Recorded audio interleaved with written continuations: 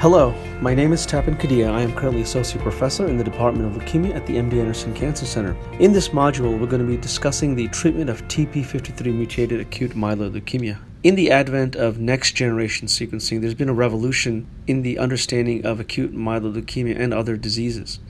We found multiple recurrent somatic mutations in multiple genes that are important in the prognosis as well as the treatment of these different diseases. It allows us to recognize the heterogeneity in different diseases, including AML.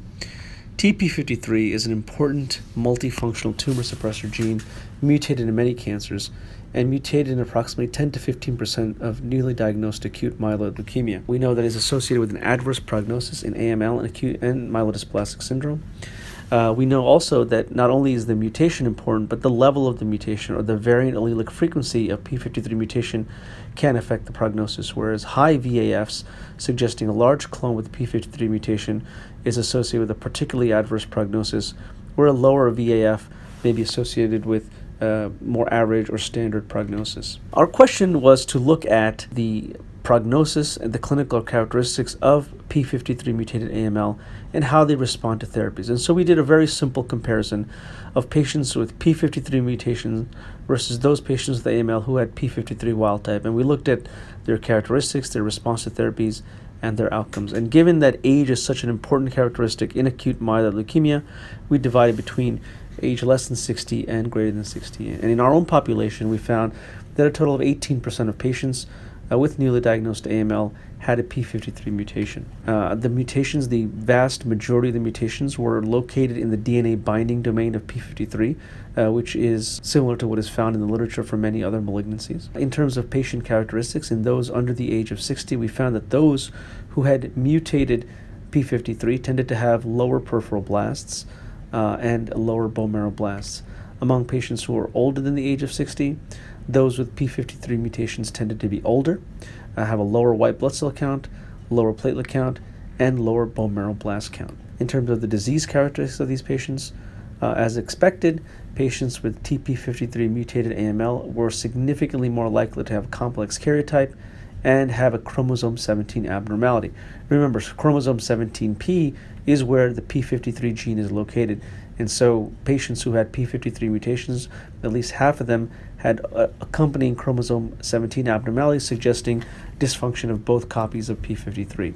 Also, what was interesting and now well known is that there was a increased incidence of p53 mutations among those patients who had therapy-related acute myeloid leukemia. What about response rates to therapy? So here we can see by age less than 60 and above 60 that the response rates were lower but not statistically different than those patients who had wild-type p53. So response rates to all types of chemotherapy lower but not significantly different than those with wild-type p53. What about by-treatment regimens? So those rates that I showed you are overall, but if you look at each of the different types of therapies that patients were treated with, whether it be high-dose cytarabine-based chemotherapy, hypomethylating agent-based therapy, or other low-intensity therapies such as low-dose cytarabine-based combinations, was there a difference in outcome and was there a difference in response rates? So let's look at response rates first. Overall, we saw once again that compared to p53 wild-type AML, but those with patients with p53 mutated AML tended to have lower response rates overall to each of the subtypes of chemotherapy, but not statistically different. And you can see that potentially the biggest difference was between those who had high-dose cytarabine-based chemotherapy, but those who received hypomethylating agent-based chemotherapy had similar response rates, whether you were mutated or unmutated. However, when we look at overall survival, we can clearly see the difference. Those who had mutated p53, whether you were younger than 60 or older than 60, had a significantly inferior overall survival compared to those who had TP53 wild type. Now let's dig a little deeper into those patients who had p53. And among those patients who had done better with regards to the therapy. In younger patients who had p53 mutations, we looked at overall survival between low intensity and more intensive chemotherapy. And again, you can see the curves here. No significant difference in overall survival in this small subset of patients, whether you receive low intensity or intensive chemotherapy. You can see that numerically the median survival is a bit longer with lower intensity therapy. So in younger patients, whether you receive low intensity therapy or intensive therapy, along with all its side effects, there was no significant difference in overall survival. Again, among older patients, was there a difference between one or other type of low-intensity therapy? Again, no significant difference, but potentially a slight improvement in patients who received hypomethylating agents compared to other types of low-intensity therapy. But clearly, lower intensity therapy may be an option for patients with P53-mutated acute myeloid leukemia. So we looked at this again a little bit further, trying to dig deeper into which types of low-intensity therapy were potentially the best. And this was brought on by a recent paper in the New England Journal suggesting that a 10-day course of decitabine may be active in this subset.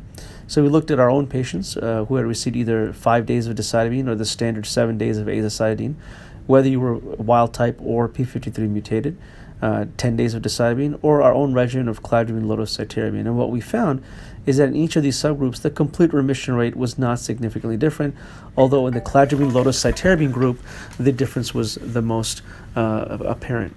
When we looked at overall survival of patients who received 10 days of decitabine, you can see here these curves are overlapping.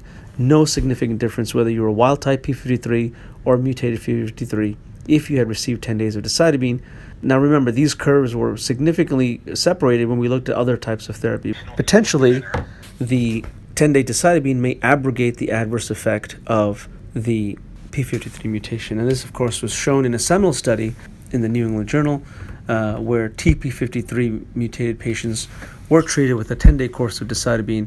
And you can see here that there was no significant difference in overall survival, whether you had P53 wild type or mutated if you received a 10-day course of decitabine, suggesting that a 10-day decitabine course may be the most optimal therapy for this subset of patients who normally have a very adverse prognosis compared to their wild type counterparts. Now, is this the final statement in P53 mutated AML? Likely not.